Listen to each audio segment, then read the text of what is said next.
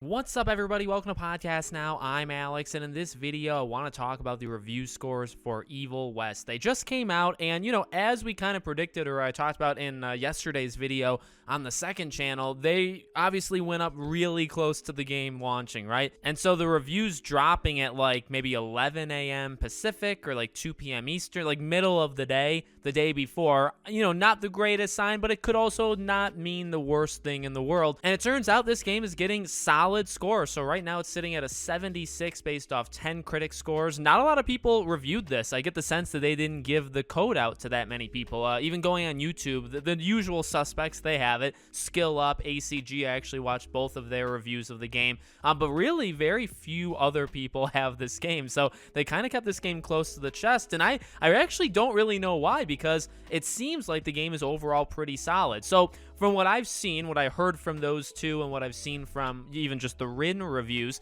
it seems to just be a solid game. This is not a game that's going to win, and this is what they're saying, right? Not going to win awards. The story isn't going to blow you away. It doesn't do anything particularly new or like outrageously incredible. And isn't that kind of what we've been saying? Like, it's almost like if you've been paying attention to this game, you would know that it just seems really fun. Visually, it's got something that's kind of interesting. The whole, Western vampire thing. It's got a little bit of God of War. It's got a little bit of Gears. It just looks really cool. The price point, now I know I was talking about, not a full price game.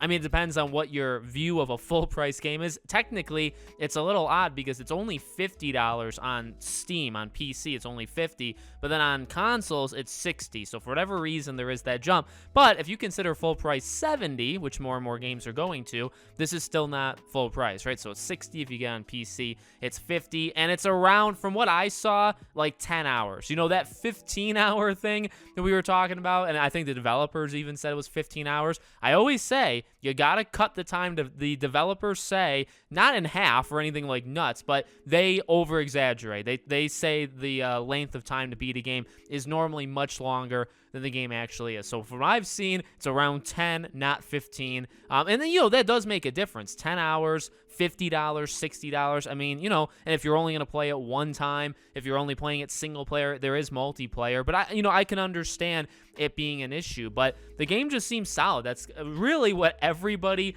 has kind of said. Now, it depends on who you're looking at. ACG complained about the technical side a whole lot more than Skill Up, who had actually nothing negative to say whatsoever. Some of the written reviews also dock points because of the technical issues, talking about how they want a patch and all that stuff.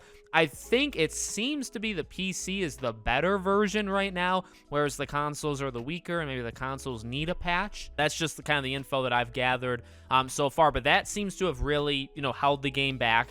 I would say, the story not being spectacular has probably pulled it back, but kind of overwhelmingly, people have said very good things about the gameplay. I think beyond all of the criticism, which is fine, like you can criticize the game all you want, but beyond all that, the one positive that seems to be unanimous amongst everybody is that it's a fun game. It's just a fun game going around just fighting. And again, it doesn't get too crazy, doesn't get too wild in terms of trying anything, massively new, but it's not trying to. It's not trying to. So, this is one of those games. And again, like, this is just a review score, or these are just other people's review scores. These aren't even my review. It seems like a game, and it kind of has always seemed like this kind of game. You can go back and watch my older videos for proof of this, that I've always had this opinion. Those games that come out and they get like a mid-7 or like a low 8, and people say, well, not every game needs to be a game of the year, right? Not every game needs to be in the high 8s, low 9s. Like, you can have those middling games that do some things really, really well and other things not so well. This seems, and has always seemed, like that kind of game. I've never been fooled into thinking this was like the plague tale of this genre of games. This always seemed like a game that was very gameplay heavy, that I was really just going to have a lot of fun with, and I really didn't care nor worry too much about the other things. And honestly, seems to be what's happened. Story, it's solid. Characters, solid. Visuals, definitely solid from what I've seen and heard. So it seems like everything is kind of like average, maybe slightly below, maybe slightly above, and then the gameplay is just fun. And then after all of that, you just have to decide if, it's worth the money for how long the game is. So, like I said, I'm getting it. I'll probably end up getting it on PC. I'm a console gamer through and through, even though, PC is probably the dominant place to play. But, those $10, I'm kind of cheap. So, ultimately, that could be the thing that pulls me into it. So, I'll play it probably tomorrow, hopefully, and I'll get a review out as soon as I can. And you guys can see what I think about the game. So, let me know what you guys think in the comments. Make sure you guys are subscribed, bell icon turned on so you know when all these videos go up, and I hope to see you all on the next one.